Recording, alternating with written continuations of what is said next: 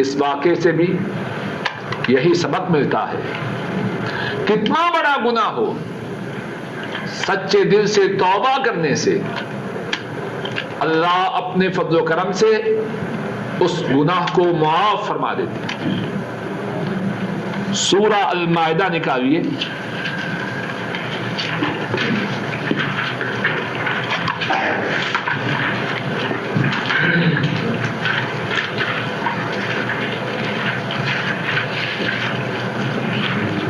آیت نمبر 73 اور 74، صفحہ نمبر 120۔ ابھی بات کن کی ہو رہی تھی؟ بولیے، یہود کی۔ اب بات ہے نصرانیوں کی۔ لقد کفر الذین قالوا ان اللہ ثالث ثلاثہ، البتہ تحقیق ان لوگوں نے کفر کیا جنہوں نے کہا کہ اللہ تین میں سے ایک ہے۔ وما من الہ الا اللہ وما من الہ الا الہ واحد، ان کا ایسا کہنا صحیح نہیں ہے معبود مگر ایک معبود۔ وَإِن لَّمْ يَنْتَهُوا عَمَّا يَقُولُونَ، جو بات وہ کہتے ہیں اگر وہ اس سے باز نہ آئے، لَيَمَسَّنَّ الَّذِينَ كَفَرُوا مِنْهُمْ عَذَابٌ أَلِيمٌ، ان میں سے جو کافر ہیں ان کو ضرور پہنچے گا دردناک عذاب۔ نصرانیوں کا جو جرم ہے وہ کیا ہے؟ شرک ہے، اور شرک سب سے بڑا گناہ ہے۔ اور اللہ کیا فرما رہے ہیں؟ اگر وہ باز نہ آئے تو انہیں دردناک عذاب پہنچے گا۔ لیکن توجہ کیجیے اور یاد رکھیے، بات یہی ختم نہیں ہوئی۔ فرمایا افلا یتوبون الی اللہ ویستغفرون، یہ نصرانی جنہوں نے شرک کیا اور جو اپنے شرک کی وجہ سے دردناک عذاب کو پانے والے ہیں، یہی نصرانی اللہ کے حضور توبہ کیوں نہیں کر دیتے؟ اللہ سے اپنے گناہوں کی معافی طلب کیوں نہیں کر لیتے؟ اگر یہ ایسا کر لے تو پھر اللہ کون ہے؟ واللہ غفور الرحیم، اللہ معاف کرنے والے مہربان۔ ان کے جرم کی سنگینی کو دیکھیے اور اس جرم کی جو سزا ہے اس کو دیکھیے، پھر توبہ کے بعد اللہ کی رحمت کے دروازوں کو دیکھیے۔ سورہ التوبہ نکالیے،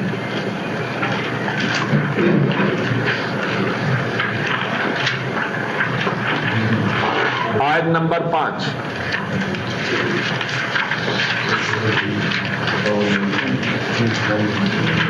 صفحہ نمبر 187، 187۔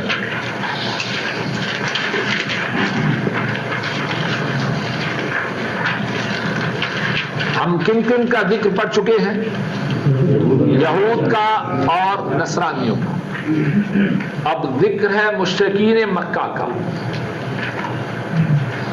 اور مشرکین مکہ پر اللہ کو کتنا غصہ ہے، اور غصہ کیوں نہ ہو، شرک کرنے والے اور اللہ کے حبیب کو اللہ کے سب سے پیارے شہر سے نکالنے والے۔ اب ان کا ذکر ہے فَإِذَا انْسَلَخَ الْأَشْهُرُ الْحُرُمُ فَاقْتُلُوا الْمُشْرِكِينَ حَيْثُ وَجَدتُّمُوهُمْ وَخُذُوهُمْ وَاحْصُرُوهُمْ وَاقْعُدُوا لَهُمْ كُلَّ مَرْصَدٍ فَإِنْ تَابُوا وَأَقَامُوا الصَّلَاةَ وَآتَوُا الزَّكَاةَ فَخَلُّوا سَبِيلَهُمْ ان اللہ غفور الرحیم. فرمایا جب حرمت والے مہینے گزر جائیں تو مشرکین کو قتل کرو. اور رب کعبہ کی قسم وہ قتل کے مستحق تھے. مشرکین کو قتل کرو جہاں کہیں ان کو پاؤ. وَخُذُوهُمْ اور ان کو پکڑو. وَاحْصُرُوهُمْ ان کا محاصرہ کرو. وَاقْعُدُوا لَهُمْ كُلَّ مَرْصَدٍ ان کے لیے ہر جگہ طاق میں بیٹھو. چار باتیں فرمائیں. فَاقْتُلُوهُمْ فَاقْتُلُوا الْمُشْرِكِينَ حَيْثُ وَجَدتُّمُوهُمْ پہلی بات جہاں پاؤ قتل کر دو. دوسری بات وَخُذُوهُمْ ان کو پکڑو. تیسری بات وَاحْصُرُوهُمْ ان کا محاصرہ کرو. چوتھی بات وَاقْعُدُوا لَهُمْ كُلَّ مَرْصَدٍ ہر جگہ ان کی طاق میں بیٹھو. اگر ایک ہی بات کہی جاتی تو کافی تھی ان کو قتل کرو.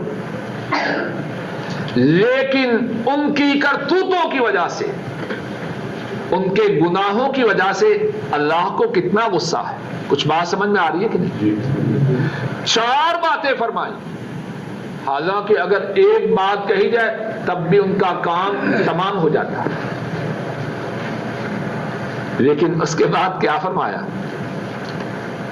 فَإِن تَابُوا وَأَقَامُوا الصَّلَاةَ وَآتَوُا الزَّكَاةَ فَخَلُّوا سَبِيلَهُمْ اگر یہی مشرک توبہ کروے, نماز کو قائم کر لیں, زکوٰۃ کو ادا کر دے, تو اب کیا کرنا ہے؟ فَخَلُّوا سَبِيلَهُمْ ان کی راہ کو چھوڑ دو. وہی جن کے متعلق چار احکامات آئے. اب توبہ کی, نماز قائم کی, زکوٰۃ ادا کی, فرمایا ان کی راہ کو چھوڑ دو. اور اس میں کوئی تعجب نہ کرے کہ کس طرح کایا پلٹ گئی. یہ حکم ان کی طرف سے ہے. ان اللہ غفور الرحیم جو گناہوں کو معاف کرنے والے ہیں اور مہربانی کرنے والے ہیں. اور دوسرے صفحے پہ دیکھیے 188 اس کے سامنے جو ہے آیت نمبر 11 فَإِن تَابُوا وَأَقَامُوا الصَّلَاةَ وَآتَوُا الزَّكَاةَ فَإِخْوَانُكُمْ فِي الدِّينِ یہی مشرک جن کے متعلق حکم تھا جہاں ملے ان کا گلا کاٹ دو, ان کو پکڑ لو, ان کا محاصرہ کرو, ان کے لیے ہر جگہ طاق میں بیٹھو. فرمایا اگر یہی توبہ کر لیں, نماز کو قائم کریں, زکوٰۃ کو ادا کریں, فَإِخْوَانُكُمْ فِي الدِّينِ یہ تو تمہارے دینی بھائی ہیں. کہاں تھے, کہاں پہنچے اور کس طرح پہنچے؟ اللہ کے فضل و کرم سے, توبہ کی برکت سے پہنچے. ایک چوتھی قسم ہم نے ذکر کیا یہودیوں کا, نصرانیوں کا, مشرکوں کا. ایک چوتھی قسم جو اللہ کو انتہائی ناپسندیدہ اقسام میں سے ایک ہے وہ منافقین ہے. اللہ کو ان پر بھی بڑا غصہ ہے. ذرا ان کے متعلق بھی پڑھ لیجیے. سورہ النساء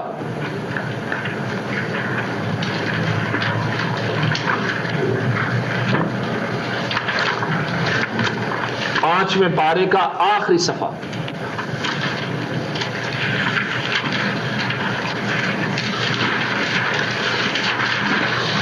ایک سو ایک.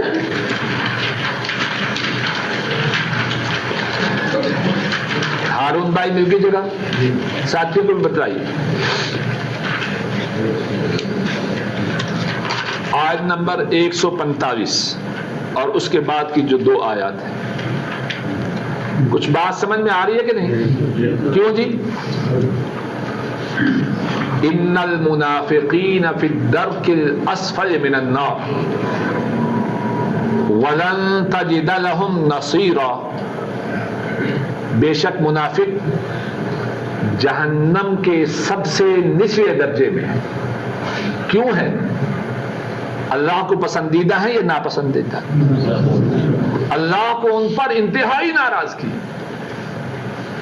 بے شک منافق جہنم کی آگ میں سب سے نچلے درجے میں، وَلَن تَجِدَ لَهُمْ نَصِيرًا، اور آپ ان کے لیے کوئی مددگار ہرگز نہ پائیں۔ پھر اس کے بعد کیا فرمایا؟ إِلَّا الَّذِينَ تَابُوا وَأَصْلَحُوا وَاعْتَصَمُوا بِاللَّهِ وَأَخْلَصُوا دِينَهُمْ لِلَّهِ فَأُولَئِكَ مَعَ الْمُؤْمِنِينَ وَسَوْفَ يُؤْتِ اللَّهُ الْمُؤْمِنِينَ أَجْرًا عَظِيمًا۔ مگر ان منافقوں ہی میں سے جو توبہ کروے، اصلاح کروے، اللہ کی رسی کو مضبوطی سے تھامے اور اپنے دین کو خالص اللہ کے لیے کروے، تو اب کیا ہے؟ وہی منافق جو جہنم کی آگ میں سب سے نچلے درجہ کے مستحق تھے، اب کیا ہوگا؟ اولئک مع المؤمنین۔ یہی منافق ان چار باتوں کے بعد، توبہ کے بعد، اپنی اصلاح کے بعد، اللہ کی رسی کو مضبوطی سے تھامنے کے بعد اور اللہ کے لیے اپنی عبادت کو خالص کرنے کے بعد فرمایا یہ لوگ ہیں اہل ایمان کے ساتھ۔ اور اہل ایمان کے ساتھ ہونا کوئی معمولی بات ہے؟ فرمایا اہل ایمان کو اللہ عنقریب بہت بڑا اجر عطا فرمائے۔ اب یہ منافق جب توبہ کے بعد اہل ایمان کے ساتھ ہوئے تو ان کے لیے بھی اجر عظیم ہے یا اجر قلیل ہے؟ ان کے لیے بھی اجر عظیم ہے۔ توبہ نے ان کی کایا کو پلٹ دیا۔ اور پھر اس کے بعد فرمایا ما يفعل اللہ بعذابکم ان شکرتم وآمنتم وکان اللہ شاکرا علیما۔ سننے والوں جو بات سن رہے ہو اس پہ تعجب نہ کرنا، سمجھو تو صحیح معاملہ کس کے ساتھ ہے؟ معاملہ ہے اللہ کے ساتھ۔ اگر تم شکر گزار بن جاؤ اور ایمان لے آؤ تو اللہ تمہیں عذاب دے کے کیا کریں گے؟ ما يفعل اللہ بعذابکم، اللہ تمہیں عذاب دے کے کیا کریں گے اگر تم شکر گزار بن جاؤ اور ایمان لے آؤ۔ وَكَانَ اللَّهُ شَاكِرًا عَلِيمًا، اللہ تو ہے قدردان۔ اور کیسے قدردان ہے؟ 2 درس پہلے اس بارے میں قدر تفصیل سے اللہ کے فضل و کرم سے بات ہو چکی۔ ایک کے بدلے میں 10 نہیں بلکہ 700، اور 700 بھی کوئی حد نہیں، جہاں تک اللہ چاہے ایک کے بدلے میں عطا فرمائے۔ وَكَانَ اللَّهُ شَاكِرًا عَلِيمًا، اور اللہ ہے قدردان جانتا۔ تو کیا بات سمجھ میں آئی؟ جو کوئی اللہ کے حضور توبہ کرے، ہاں اس کے اعمال کتنے ہی ناپسندیدہ ہو، یہودی ہو، نصرانی ہو، مشرک ہو، منافق ہو، اس کے لیے اللہ کی طرف سے توبہ کرنے کی صورت میں معافی ہے۔ اور ساتھیوں اس پر بھی بس نہیں، جو کوئی اللہ کے حضور سچے دل سے توبہ کرے، اللہ نہ صرف اس کے گناہوں کو معاف کرتے ہیں بلکہ اس کے گناہوں کو نیکیوں سے بدل دیتے ہیں. سورہ الفرقان نکالیے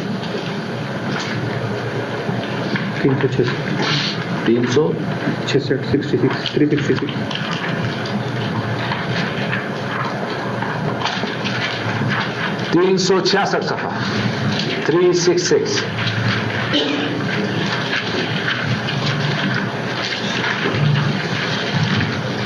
والذین لا يدعون مع اللہ الہا آخر. جو لوگ اللہ کے سوا کسی اور کو نہیں پکارتے. جگہ مل گئی ہے جی قریشی صاحب؟ جگہ مل گئی ہے؟ آیت نمبر 68 صفحہ کی ابتدا مل گئی آیت کریمہ. جو لوگ اللہ کے سوا کسی اور کو نہیں پکارتے. والذین لا يدعون مع اللہ الہا آخر. وہ لوگ جو اللہ کے ساتھ کسی اور معبود کو نہیں پکارتے. کیا مقصد؟ شرک نہیں کرتے. ولا يقتلون النفس التي حرم اللہ الا بالحق. اور وہ کسی جان کو ناحق قتل نہیں کرتے. ولا یزدون. اور وہ بدکاری نہیں کرتے. 3 گناہوں کا ذکر ہے. فرمایا وَمَن يَفْعَلْ ذَلِكَ يَلْقَ أَثَامًا.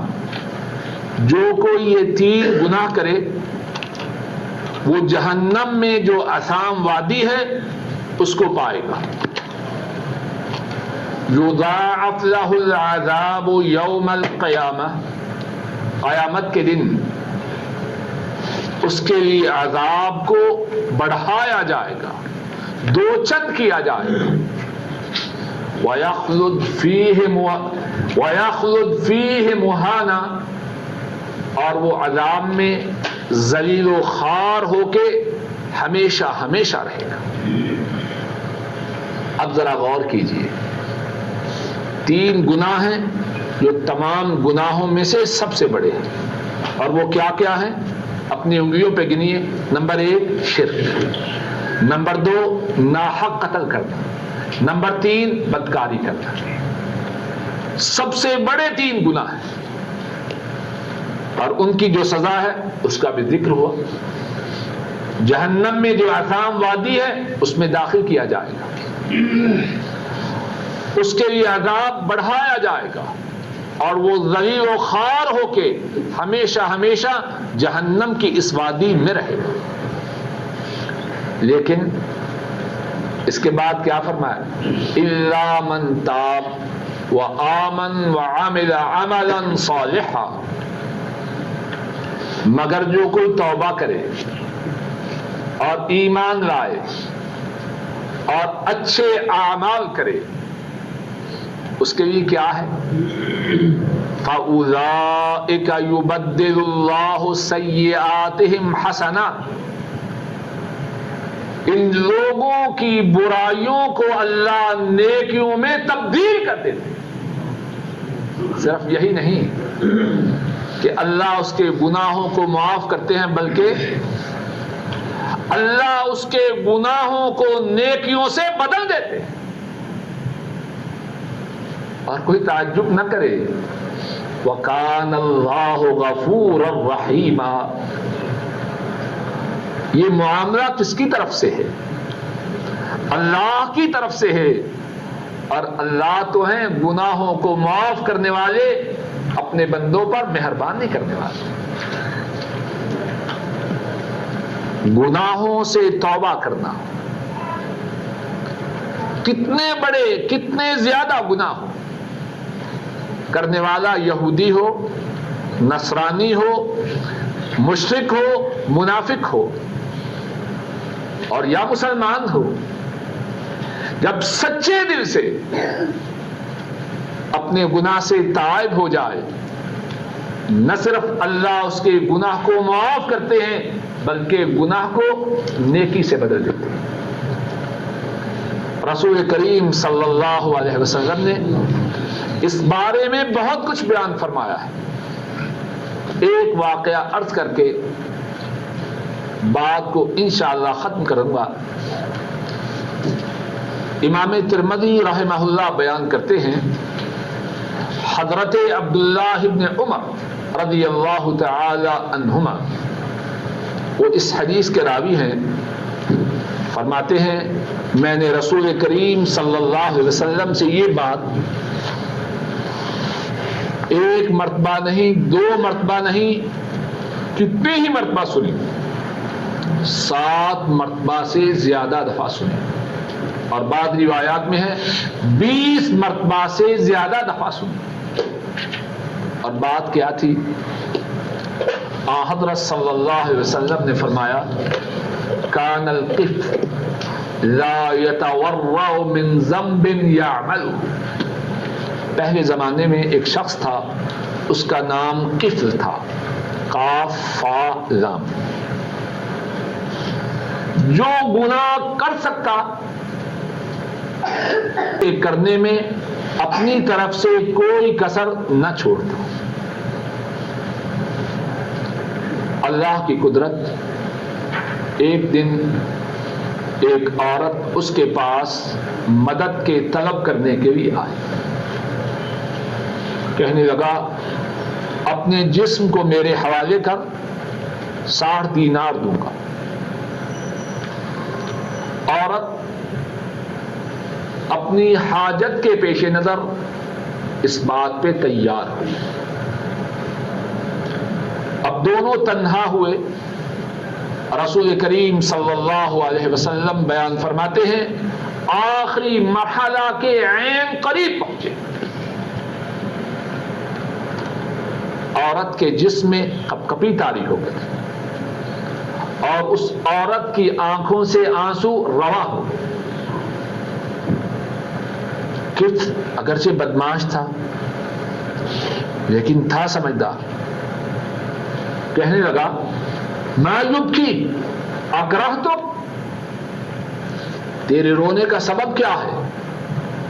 میں نے کوئی تجھے مجبور تو نہیں کیا، تجھ سے سودا طے کیا ہے، تو نے سودے سے اتفاق کیا، اب رونے کا اور جسم میں کپکپی طاری کرنے کا کیا سبب؟ عورت کہنے لگی اس بات سے رو رہی ہوں کہ آج تک میں نے اللہ کی یہ نافرمانی نہ کی تھی. حاجت آئی، مصیبت آئی، اس کی وجہ سے اس گناہ کے کرنے کے لیے تیار ہو رہی ہوں، لیکن میں نے آج سے پہلے تو کبھی اس برائی کا ارتکاب نہ کیا تھا. بات دل سے نکلتی ہے، کف کے دل میں اترتی ہے. اس عورت سے کہتا ہے جو 60 دینار لیے ہیں وہ لے جاؤ اور چلی جاؤ. اور اس عورت کے چلے جانے کے بعد کف اپنے ہی آپ سے کہتا ہے لا واللہ لا اعصی اللہ بعدہ ابدا، اللہ کی قسم آج کے بعد ساری زندگی کبھی اللہ کی نافرمانی نہ کروں. اس بات کا عزم کرتا ہے. رسول کریم صلی اللہ علیہ وسلم فرماتے ہیں اور آپ کا فرمان سچ ہے، اللہ کے حکم سے اسی رات کف مر جاتا ہے.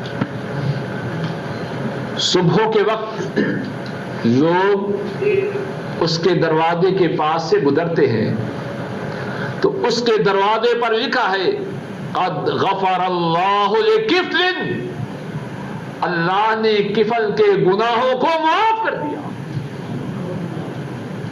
اللہ کتنے معاف کرنے والے ہیں.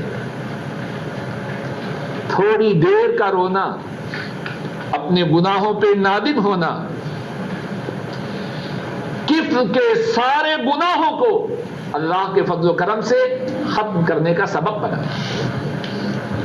بات کے ختم کرنے سے پہلے 2 باتیں ان کی طرف اشارہ کرتا ہوں. پہلی بات یہ ہے کہ ہم میں سے بہت سے لوگ اپنے گناہوں کی معافی طلب کرتے ہیں، لیکن معاف کیجئے گا وہ گناہوں کی معافی نہیں، وہ اللہ سے مذاق ہے۔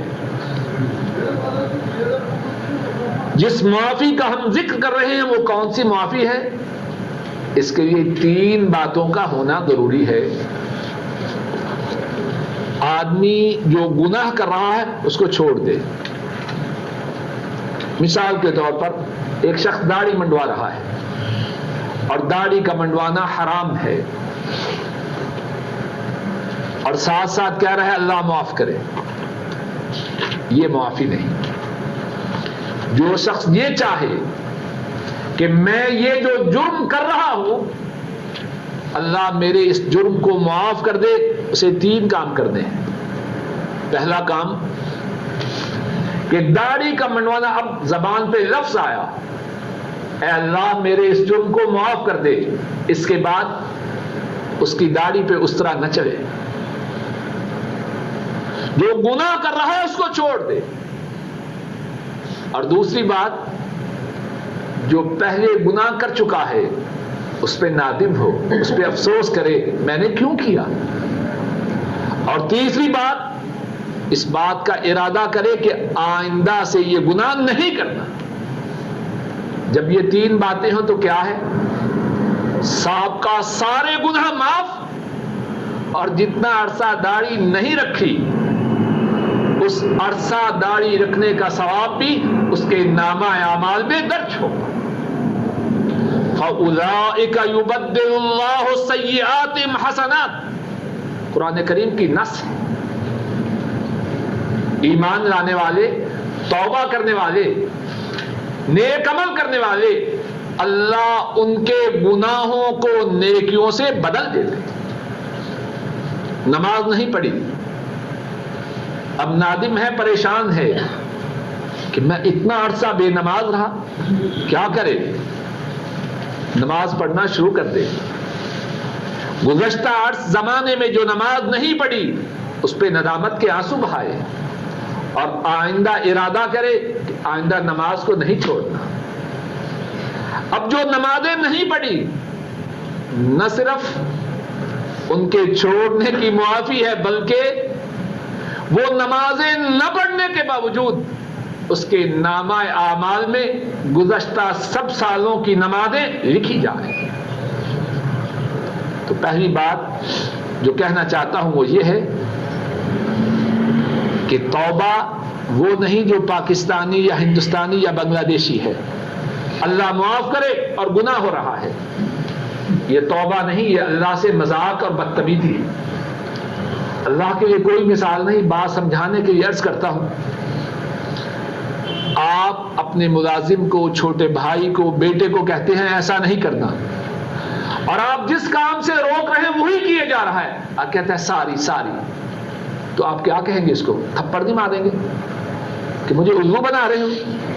جس سے روک رہا ہوں وہ اس سے نہیں رک رہے، اور ساری اس کو میں کیا کروں؟